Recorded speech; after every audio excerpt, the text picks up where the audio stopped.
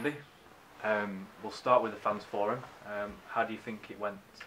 I thought it was a real success. I'm a big fan of these kind of events. What it does is it allows the senior management of the football club, the chairman, the manager and the assistant manager to engage with the fans and to make it as transparent as we possibly can, because I think the communication with these supporters is imperative. I suppose from Gillingham for the last 2 weeks has been absolute whirlwind for you, hasn't it?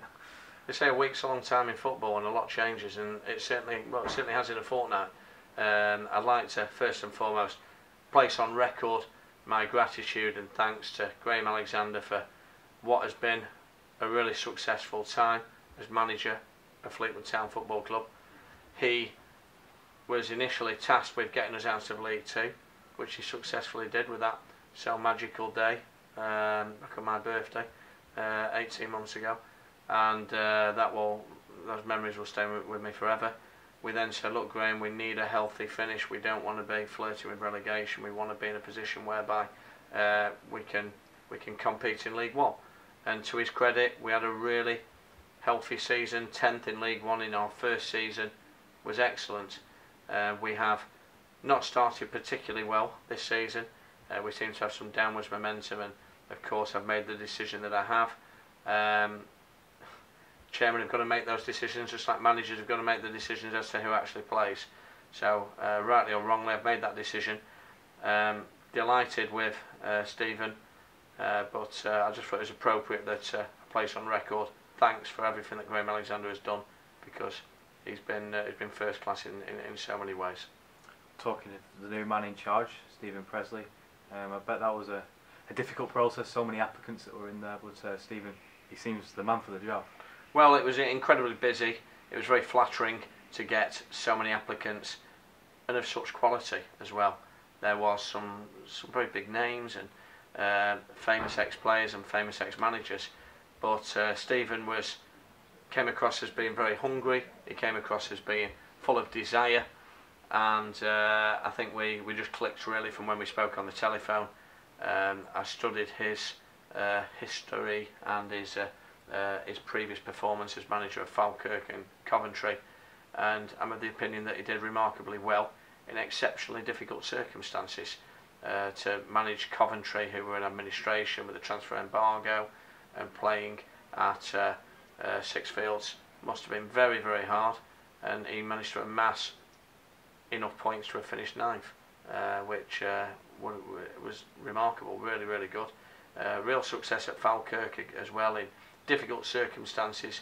The budget was cut by 75%, yet Stephen and Neil managed to get the club to third in the Scottish Championship in consecutive seasons, semi-finals of the Scottish League Cup and semi-finals of the Scottish Cup, and along the way they beat Rangers, Hearts and numerous other big names. So they've done really well. They sold players just shy of £4 million, and they managed to bring through plenty of young players for the debut. So there's lots of things that appealed, and I think more than anything it's just a good fit for this football club, and he's someone who I look forward to working with on a regular basis.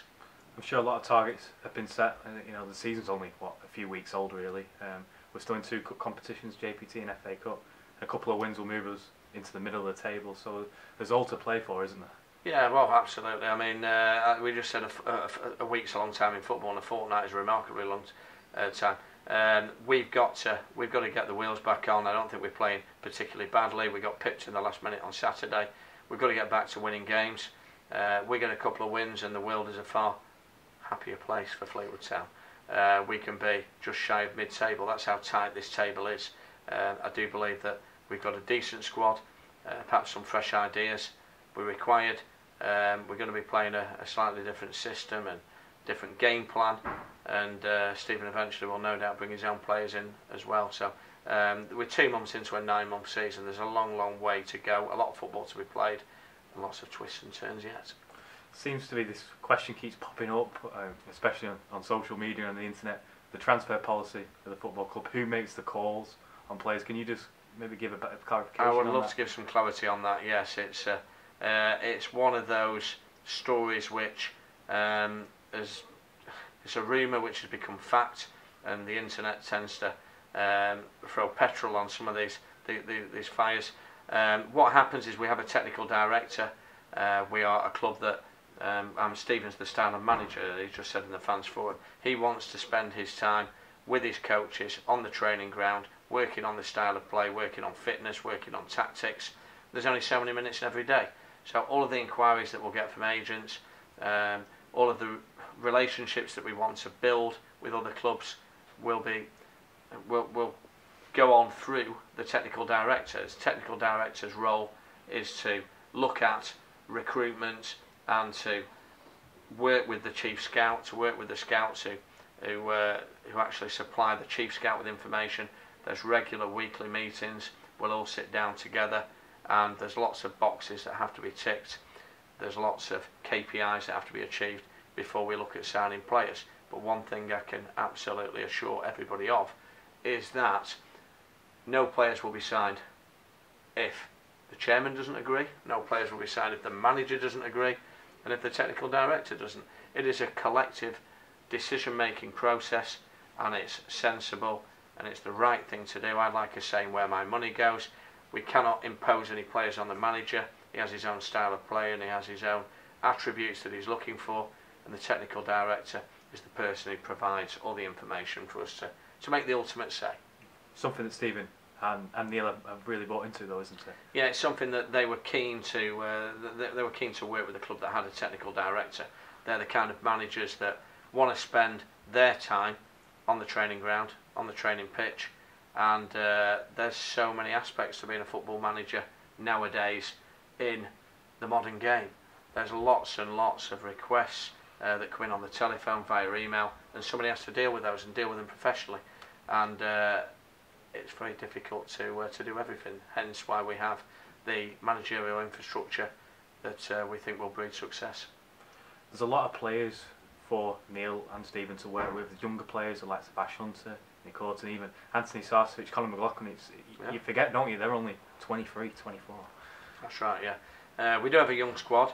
That said, some of the players that you just mentioned, Connor, Anthony Sarcevic, even Chris Maxwell, they may be still relatively young in age, but they have all got probably 100 league games under their belt now.